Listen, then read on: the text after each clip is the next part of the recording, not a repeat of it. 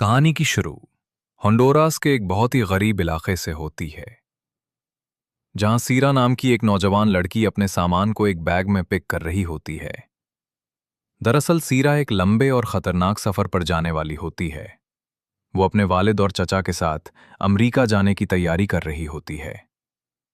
सीरा के वालिद, जिनका नाम होराशियो है, पहले अमरीका से डिपोर्ट होकर वापस आए थे और अब वो अपनी फैमिली को न्यू जर्सी ले जाना चाहते हैं ताकि उन्हें एक बेहतर जिंदगी मिल सके। लेकिन सीरा खुश नहीं होती, क्योंकि उसने अपने वालिद को बहुत अरसे से नहीं देखा था और ये नया सफर उसे बहुत खौफजदा कर रहा होता है। दूसरी तरफ मेक्सिको के एक शहर में MS-13 नामी खतरनाक गैंग का राज होता है। यहां हमें कैस्पर नाम का एक नौजवान दिखाया जाता है जो इसी गैंग का हिस्सा होता है। इसका असल नाम वली होता है, लेकिन सब उसे कैस्पर कहते हैं। वो एक 12 साला बच्चे इस्माइली को गैंग में शामिल करवाने के लिए अपने लीडर लिल मेगो के पास ले जाता है।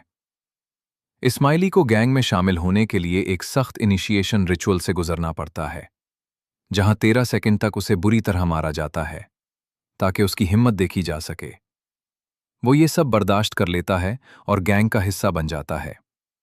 कैस्पर गैंग का वफादार रुकन जरूर होता है, लेकिन उसकी एक खुफिया जिंदगी भी होती है।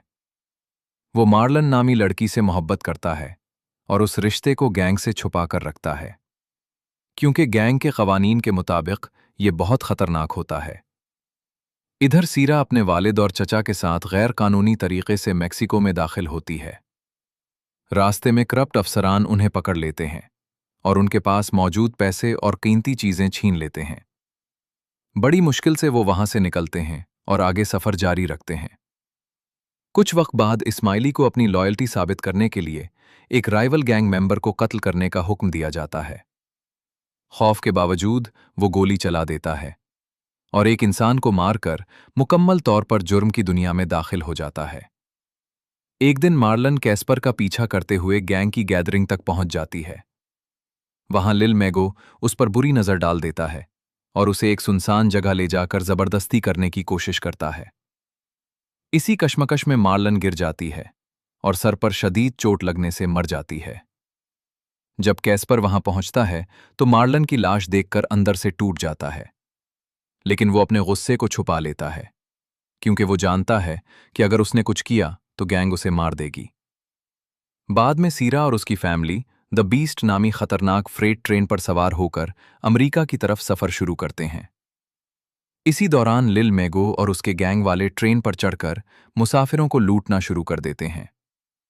जब लिल मेगो की नज़र सीरा पर पड़ती है तो वो उसे जबरदस्ती अपने साथ ले जाने की कोशिश करता है। ये देखकर कैस्पर का गुस्सा फट पड़ता है और वो अपने ही गैंग लीडर लिल मेगो को छुरा मारकर कत्ल कर देता है और उसकी लाश ट्रेन से नीचे फेंक देता है। अब कैस्पर जानता है कि उसने गैंग के उसूल तोड़ दिए हैं और MS-13 अब उसे कभी जिंदा नहीं छोड़ेगी।